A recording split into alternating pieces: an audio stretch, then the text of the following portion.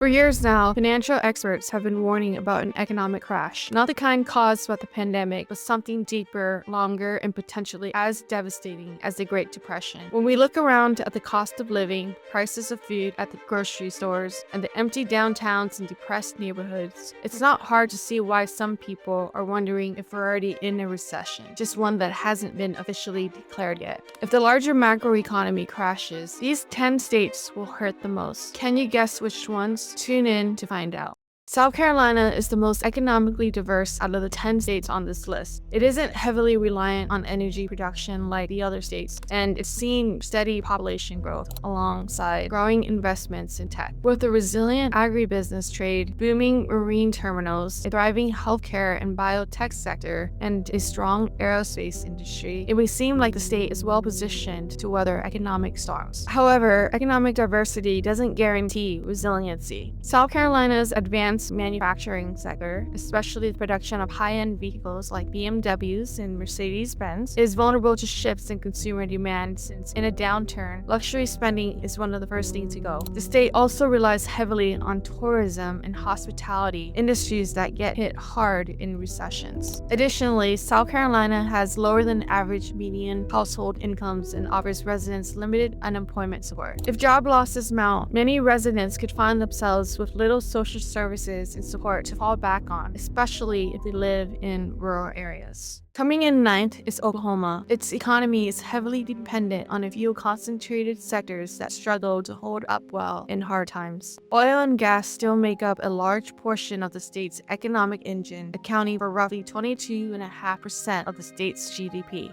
This kind of dependency means the state's financial health rises and falls with global energy prices. During downturns, demand for oil usually drops, which can lead to widespread layoffs and major hits to state revenues. Unlike South Carolina, Oklahoma lacks strong economic diversification, which makes it harder for laid-off or unemployed workers to pivot to other industries if jobs vanish. Many of Oklahoma's rural regions are deeply tied to farming and livestock, industries that are vulnerable not only to economic shocks, but also to climate-related stresses like droughts. One of the bright spots in Oklahoma's economy has been the significant contribution from tribal nations. In 2024, tribes contributed over $23 billion in revenue to the state and supported around 140,000 jobs. This economic engine is critical, but tribal-run industries, which includes tourism, hospitality, and casinos, are not recession-proof. On top of that, Oklahoma relies heavily on the federal government. In 2023 alone, the state received about $18 billion in federal funds. In the event of a national economic emergency, cuts and delays in federal spending could add another layer of strain impacting healthcare, education, infrastructure, and social services. With a big, beautiful bill now signed into law, those receiving food stamps and relying on food banks will see a reduction in aid. Let's not forget geography. As part of Tornado Alley, Oklahoma is prone to costly natural disasters. The state experiences an average of 68 tornadoes a year. Just a couple of tornadoes striking densely populated areas can spell disaster and drain the state's limited reserves. Next up is Nevada, a state heavily dependent on tourism and entertainment. Las Vegas used to be one of the top travel destinations in the country. Believe it or not, back in 2015, TripAdvisor Consumer's Choice Award ranked Las Vegas as fourth ahead of cities like Seattle, San Francisco, and Washington. But things have changed. Since the pandemic, Las Vegas has struggled to attract the same volume and quality of visitors. People aren't staying as long, and prices on and off the strip have climbed, making it less accessible for the average traveler. Tourism made up about 37% of Nevada's GDP in 2024. With over 400,000 people working in tourism-related jobs across the state, not just in Vegas, but in places like Reno and Laughlin, a slowdown in travel creates a rippling effect. When fewer people visit, everyone from casino staff to small business owners to ride-share drivers feel it. The challenge is that Nevada hasn't diversified as much as other states. Its economy still leans heavily on discretionary spending. In a recession, discretionary spending, non-essential spending like travel, dining, gaming, and entertainment is what people cut back on first. Outside of the major cities in Nevada, many communities also face limited job options and higher cost of living. What happens when a wave of layoffs hit? A cascading effect begins. Businesses lose more customers, families cut back on spending, local tax revenues shrink, and essential services are strained. What starts as several lost paychecks can quickly spiral, especially in towns that rely on a small number of employers. Nevada has seen rapid growth over the last couple of decades, but that growth wasn't spread across diverse industries that are shockproof. In the event of an economic crash, the consequences would quickly ripple far beyond the Vegas Strip and affect communities across the entire state. About 12 to 13% of Kentucky's workforce is in manufacturing, a sector that's incredibly sensitive to economic shifts, global competition, and trade policy. We've seen how fragile that can be. Even the state's iconic bourbon industry took a major hit during the tariff standoffs with Canada earlier this year, with distilleries conducting layoffs in the midst of uncertainty and a drop in consumer alcohol consumption. Much of Kentucky is rural, and rural economies often lack the infrastructure and flexibility to bounce back when times get tough. In many of these areas, opportunities are limited and people have to leave town to find reliable, consistent work. In an economic downturn, these folks will have even fewer options. Louisville, Kentucky's largest city, has seen several major employers leave in recent years, including fast food giant KFC, which closed its longtime corporate headquarters in early 2025. When big companies pull out, they take not just jobs, but tax revenue, community investment, skilled workers, and the economic ecosystem that their presence once supported. Kentucky also has one of the highest poverty rates in the country. That means a large portion of the population is already struggling and scraping by. In an economic crash, this cycle of poverty will worsen. But as bad as this seems, being in Kentucky during a recession is more desirable than being in the next state. For decades, Alabama has consistently ranked among the poorest states in the country, often landing in the bottom 5 or 10. High poverty, low wages, a shortage of skilled workers, and limited tax revenue create a cycle that's difficult to break. The state's top industries like auto and steel manufacturing are highly sensitive to drops in demand, which again happens during a recession. The state also has some of the lowest pay in the country, with no government plans to increase the minimum wage higher than $7.25 an hour. With the state's limited social safety net, residents face a world of pain and potentially disaster if they lose their jobs and cannot find new ones. In 2024, Alabama received $66 billion in federal aid, an amount that reflects how reliant the state is on outside support to maintain essential services and provide for its residents. While cities like Birmingham and Huntsville have seen economic growth over the years, many rural parts of the state struggle with limited employment opportunities, aging infrastructure, and population decline. In these areas, access to essential resources like healthcare, education, and job training is limited, and a recession would only make things worse. Add to that recent federal budget cuts, things look even more bleak. Unfortunately, these circumstances aren't unique to only Alabama. Before we continue, make sure you subscribe to State of America if you want to stay informed on what's really happening across the country. We're building a community of people who care deeply about the country and would love you to be a part of that journey. Arkansas is home to Walmart, the largest retailer in the world, and that alone provides over 55,000 jobs across the state, from corporate offices to distribution centers and stores. Tyson Foods, the world's second largest processor and marketer of chicken, beef, and pork, is also headquartered in Arkansas. However, retail and food processing are both highly sensitive to global disruptions. Walmart might seem recession-proof, but it still depends on international supply chains, unstable trade policies and consumer spending. Tariffs, global instability, large-scale outbreaks, or a sharp drop in demand could lead to job losses, hiring freezes, or reduced hours even at companies as massive as Walmart and Tyson. Beyond these major corporations, Arkansas's economy paints a different picture. Much of the state's economic activity is spread across rural areas and smaller towns. Agriculture's central role in many local economies, especially in the Delta region and the Ozarks. But the state has been slow to industrialize due to geography. With rugged terrain in the north and flood-prone areas along the Mississippi River, Arkansas faces real infrastructure challenges. The cost of living is relatively low in the state, but that only goes so far if money isn't flowing in and out. Many residents are already struggling to make ends meet. In fact, the U.S. Department of Agriculture recently found that Arkansas ranks #1 in food insecurity nationwide. It's hard to build wealth or get ahead when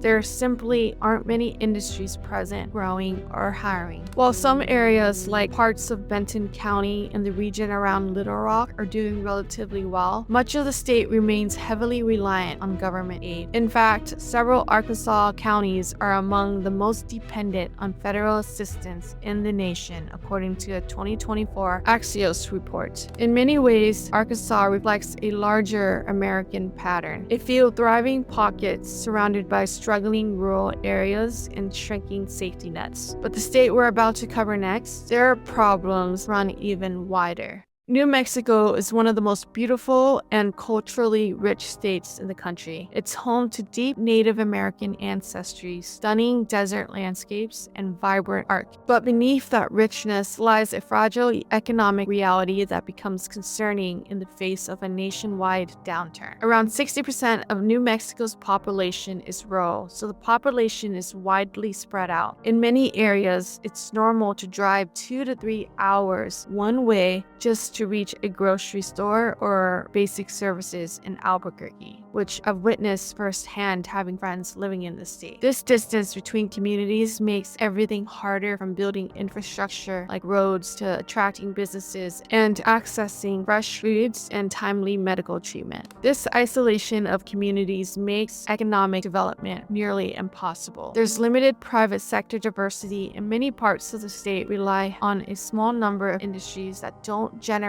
enough momentum to lift communities out of generational poverty. Nearly 1 in 5 residents live below the poverty line, and educational attainment is among the lowest in the country. On top of this, New Mexico relies heavily on federal support. For every dollar it sends to the federal government, it receives about $3.21 back. This imbalance means the state is deeply dependent on national budgets to fund basic services. Federal spending cuts would hurt the state immediately, and we know these cuts are coming with the big beautiful bill being signed into law. In many ways, the challenges in New Mexico are structural, and rural residents have been doing their best to get by. There's a reason New Mexico is known as the land of enchantment. Its beautiful, breathtaking landscape offers comfort and healing during hard times because we're reminded we're part of the greater vast universe. For many, especially those of Native ancestry, feeling connected to nature provides a deep sense of peace and perspective, something that the next state on our list does not offer.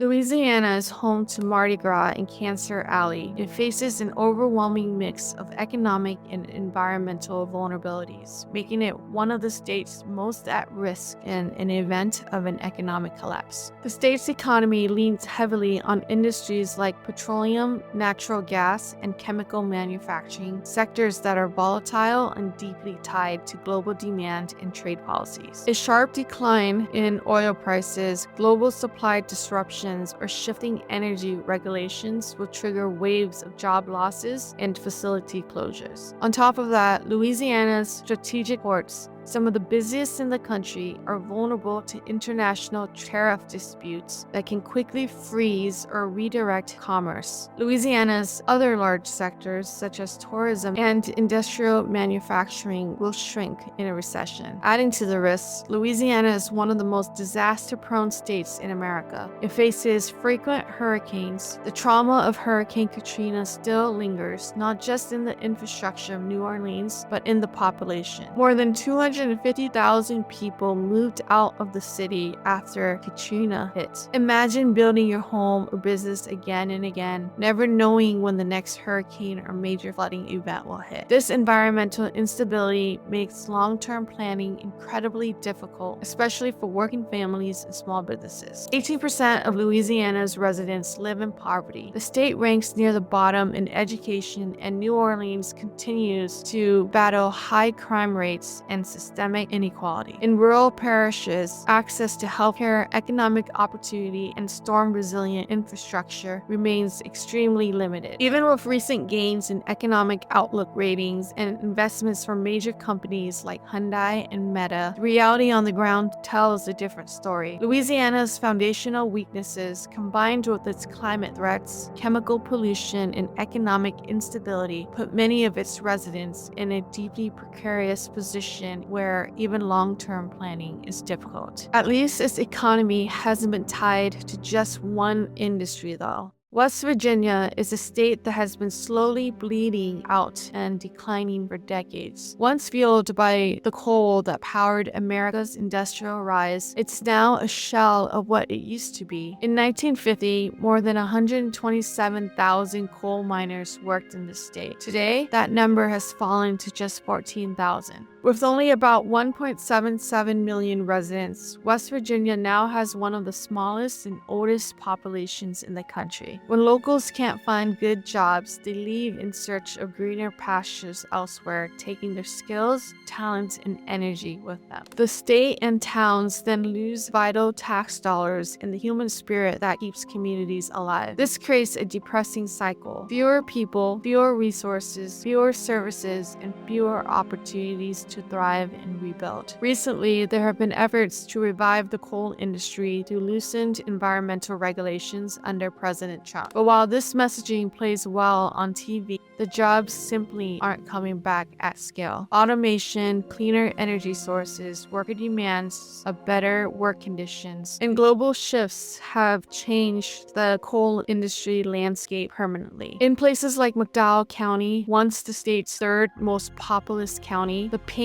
is visible. 37% of the population lives in poverty. The opioid crisis is killing people. Storefronts sit empty. Homes and roads remain damaged from historic floods. Healthcare access is scarce. Water runs black and filmy from coal mine runoffs. Families scrape by with little support. A numbing sense of being left behind lingers in the air. These are more than signs of struggle. They're signals of a state slipping into ghost town status. And yet, believe it or not, residents in one state face deeper and greater challenges than those in West Virginia. If you've spent any time in the Deep South or looked at America's poverty map recently, you might already know where we're heading next. Topping the list as the most vulnerable state in the event of an economic crash is Mississippi.